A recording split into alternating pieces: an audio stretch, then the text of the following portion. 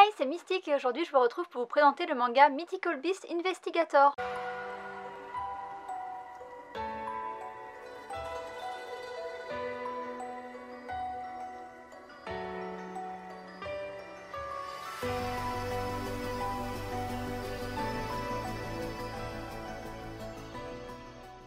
Je vous retrouve aujourd'hui pour vous présenter mon chouchou couverture du mois de novembre. C'est une des plus belles couvertures de l'année 2019 je trouve, et donc du coup aujourd'hui je vais vous présenter Mythical Beast Investigator, un seinen publié chez Ototo. Au Japon le manga a été publié en 2017, il est terminé en 2 tomes et ces 2 tomes sont déjà sortis en France. Ce manga est l'adaptation d'un light novel écrit par Ayasato Keishi. Il est connu principalement pour une série qui s'appelle Bad ou BAD, je sais pas exactement comment ça se prononce et moi je connais pas du tout. Les dessins sont de Koshiro Oshino qui a publié d'autres mangas au Japon, il en a publié un autre en France qui s'appelle Mar Omega, c'est un manga de fantasy, je ne l'ai pas lu donc je ne pourrai rien vous dire sur ce titre, et le chara design est de Yak, j'ai trouvé aucune autre information sur ce dessinateur. Le manga est entièrement en noir et blanc, chaque tome coûte 6,99 € et c'est tout ce que je vous dirai pour la présentation. Dans ce manga on va suivre Feli, presque aucune information nous est donnée sur elle, tout ce que l'on sait c'est qu'elle est une enquêteuse de créatures légendaires. Mais qu'est-ce que c'est une enquêteuse de créatures légendaires? Pour commencer, il ne faut pas confondre inspecteur et enquêteurs. A l'origine, les inspecteurs sont des spécialistes des créatures légendaires reconnus par l'État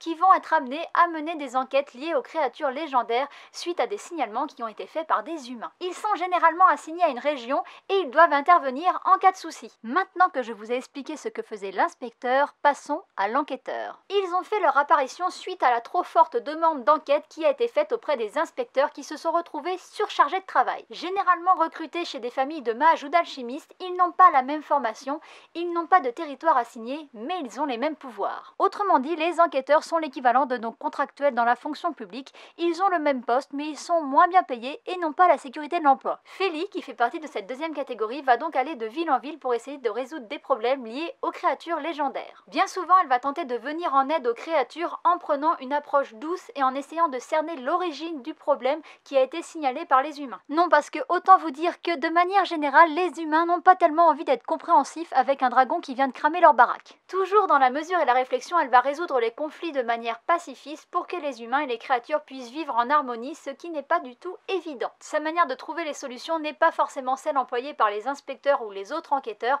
mais elle, c'est comme ça qu'elle travaille, elle préfère venir en aide aux créatures plutôt que de les éliminer, et c'est d'ailleurs ça qui l'a poussée à entreprendre son périple. Pour mener à bien ses missions et sillonner les routes, elle est accompagnée de 2 acolytes, une chauve-souris qui s'appelle Tro, et un étrange lapin humanoïde qui s'appelle Kushna. Et le moins que l'on puisse dire, c'est qu'il est aussi sombre et ténébreux que Feli est lumineuse, et malgré le fait qu'il ait une haine viscérale des humains, eh bien ça va être un précieux allié pour essayer de contrôler les créatures et aussi de contrôler les hommes. Notamment quand les tentatives de négociation de manière pacifiste échouent. D'ailleurs au début du manga, on ne sait pas trop pourquoi Kushna et Feli font équipe, on va le savoir par la suite, mais ce qu'on sait c'est que Kushna, malgré sa haine des humains, voue un amour inconditionnel à Feli. Et j'ai envie de dire heureusement parce que quand on voit les pouvoirs qu'il a, on se dit qu'il faut mieux l'avoir en ami qu'en ennemi. Ils forment dans tous les cas un duo improbable qui va aller à la rencontre de créatures, dragons, basiliques, sirènes et j'en passe et des meilleurs. Et si vous avez envie de les suivre dans leur aventure, eh bien je vous inviterai à lire ce manga. Pour ceux qui ont vu mon top 2019 sur les séries courtes, mon avis ne va pas du tout être une surprise puisque ce manga faisait partie de mon top parce que je l'ai adoré. J'ai eu un vrai coup de cœur pour la couverture du tome 1 et ce coup de cœur s'est réitéré pour la couverture du tome 2. Je les trouve sublimes et je trouve qu'elles représentent parfaitement l'ambiance du manga et la personnalité des personnages. Et d'ailleurs c'est valable pour les couvertures mais aussi pour le dessin à l'intérieur. Le chara design est sublime et il colle au thème fantasy à merveille. Il représente vraiment bien la dualité qu'il y a entre les personnages avec les coloris noirs pour le personnage sombre et ténébreux et les coloris blanches pour un personnage vraiment plein de vie et lumineux. En plus de ça, il y a un vrai effort qui est fait sur les décors et il y a des planches qui sont vraiment sublimes. Je vous mettrai un exemple pour que vous voyez parce que moi j'ai vraiment été conquise à 100% par le dessin. Il y a un super bestiaire et en même temps j'ai envie de dire heureusement vu le titre ça aurait été dommage que les créatures soient mal dessinées mais elles sont vraiment très belles et c'est pareil, les scènes de combat et la réalisation des pouvoirs sont vraiment bien faites et sont vraiment des idées qui sont bien trouvées. Tout comme pour représenter la dualité entre les personnages, l'auteur va jouer pour les émotions et les sentiments sur les coloris noirs et sur les coloris blanches pour avoir d'un côté la pureté avec le blanc et de l'autre la haine avec le noir et c'est valable pour les émotions des personnages mais aussi les émotions des créatures. Au niveau de l'histoire, j'ai un gros regret, c'est que bien il n'y ait pas plus de tomes parce que j'ai vraiment adoré ce manga et j'imagine que le light novel va plus loin et est plus complet. Mais là du coup je suis un petit peu restée sur ma faim parce que j'avais envie de découvrir plus de créatures et de rester plus longtemps à côté de deux personnages principaux et de les connaître plus. Et c'est mon seul regret en fait, c'est que ça dure pas plus longtemps parce que sinon j'ai vraiment adoré toutes les petites histoires qu'il y a à l'intérieur, les histoires des personnages et toutes les créatures. J'ai vraiment apprécié dans le tome 2 que ça aille plus loin que de nous présenter des créatures et qu'on en apprenne plus sur la personnalité des deux personnages, et j'ai adoré de voir comment ils s'étaient rencontrés, comment en fait ils s'étaient apprivoisés, et de découvrir un petit peu plus Kushna et toute cette part d'ombre parce qu'en fait il est vraiment très mystérieux dans le tome 1 et on en apprend un petit peu plus dans le tome 2, et du coup j'aurais juste aimé en savoir beaucoup plus, mais c'est comme ça, et il y a 2 tomes et c'est bien aussi des fois d'avoir des séries courtes. En plus voilà, c'est quand même assez complet, hein. Je suis restée sur ma fin parce que j'ai vraiment adoré et pas parce que j'ai été déçue de la fin, c'est juste que j'en voulais juste plus. Je l'ai dit pour les dessins, mais c'est aussi valable pour l'histoire. J'aime beaucoup la dualité qui a été faite entre les deux personnages principaux, l'ombre qui émane de Kushna et la lumière qui émane de Feli.